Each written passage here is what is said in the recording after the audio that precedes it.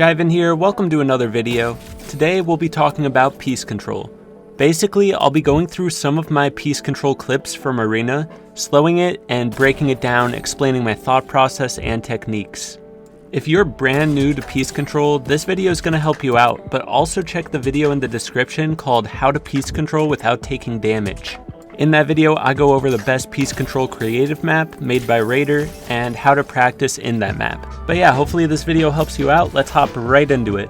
So in this first clip, I see two players on the other side pushing my wall, and I know that if I move out to the left side, they're gonna follow me that way.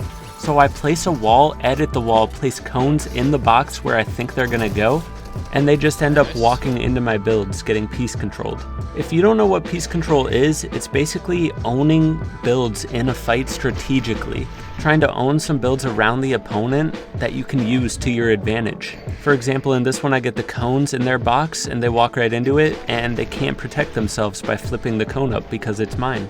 Here's another example that's exactly the same as the first one. If you're in a late game situation or zone wars situation and you know people have to move forward to run away from the zone, you can try to make a box ahead where they're going to be running. That way they just walk into your builds like they did here. Notice how I first place the wall, edit the wall, place the cones in the box. You can also add more walls in their box so that way they can't run out of the box once they walk into it. The next example contains a few moments of good piece control. The first one is when I edit this wall and place a cone. If he would have gone up, he would have been trapped under my cone and I could have gotten some walls around him.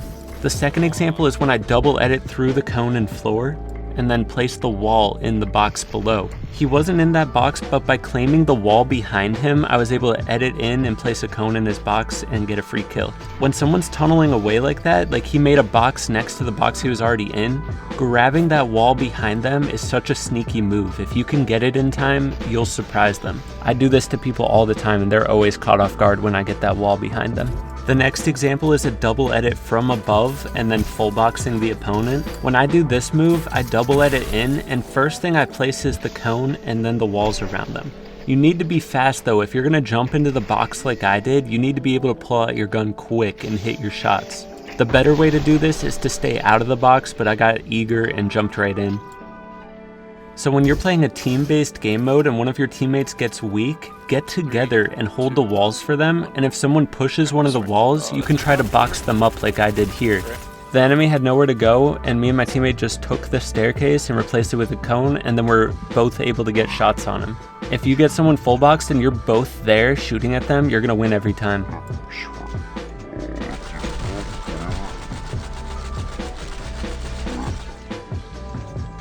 So in this clip, I was trying to block the opponent off from going into the next box by placing the wall.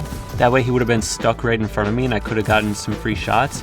Instead, he phased through the wall and was on the other side, and I was able to edit through and place walls all around him and get the kill. Notice how I block the top and the side so he has nowhere to go. If you get someone in this situation, they're scared as heck. You just gotta hit your shots and you'll win.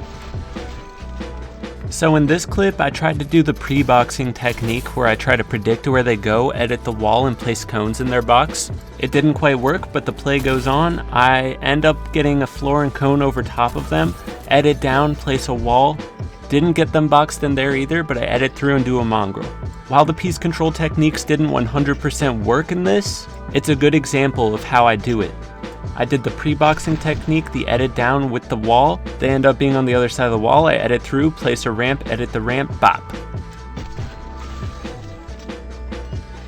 The next clip is a good example of editing down, placing a wall, and blocking their path. Let's say hypothetically they got through this wall and they were on the other side of the wall. I could have edited through and boxed him up in there. However, I placed the wall before he could get through and he was just running into my wall, and that's a free kill. This next clip, I just saw an opportunity where this person was distracted, so I just went for the full box and then tacked him in the face. Like I said earlier in this video, if you're new to piece control, check the video in the description called How to Piece Control Without Taking Damage. That'll help you a lot and give you a map to practice in creative. This next clip really shows off my big brain. Basically, I predicted that he was going to drop down, so I dropped down before him, edit through this wall, and place a cone in his box so that he falls right into my builds, and I get a free shot. The whole idea of pre-boxing somebody is you want to try to predict the most likely place that they're going to go. I predicted he was going to go down, he did, I got him full boxed and the free kill. Something to note in this clip is he was one shot. If he wasn't one shot, then I should have stayed outside the box and set up a peek from outside behind my own wall. This next clip, I double edit down from above and place a wall behind him. I should have tried to get all the walls, but he already had claimed one, so I just started going for the shots. I could tell this player was nervous by the way he was choking his edits to go out the side, so I just went in and took the shots. Additionally, my teammate was to the side of him where his wall was placed, so if he did add it out the side, my teammate would have gotten the hit on him anyway. This next clip is another good duo play. Basically, I do a mongrel classic here, and my teammate Temper did a great job of sticking with me and getting shots at the same time as me. The opponent basically had no chance to win this fight because, you know, we're both there shooting our attacks at him. This is what I call duo piece control. Basically just claiming builds, exposing the opponent, and shooting the opponent together. Worked out perfectly here. Notice how I'm doing the piece controlling while Temper just trails behind ready to shoot. That's the best way to do it. So the next play, I edit up here, place a wall, edit the wall, place a cone, trying to block their top exit point. That way if they place a ramp and try to go up, they're stuck. And then I apply some pressure from above, double let it down, and just follow through, trying to place as many builds as possible while he tries to tunnel away.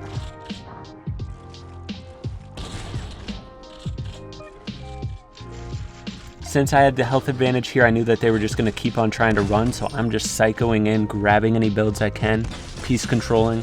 And yeah, I block off one of their top exit points, they're forced to turn around, and I get the free kill from behind.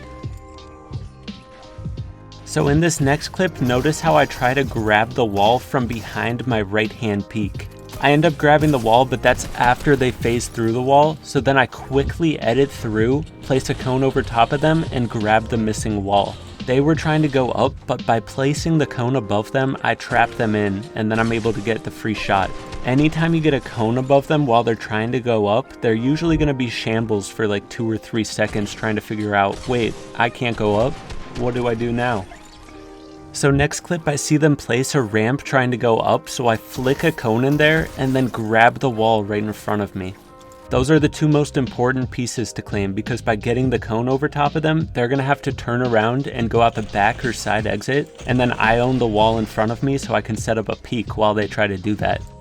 So 2 things real quick before I end this video. First of all, let me know in the comments what you think of this type of video. I haven't done one where it's like a VOD review / explaining over my fighting clips in a while, so I want to hear your feedback, let me know. Also drop video suggestions in the comments. I'm going to try to go through all the comments and pick out some ideas that I like. And lastly, be sure to like and subscribe, it helps me out a ton. Thanks for watching guys, I'll see you in the next video. Peace!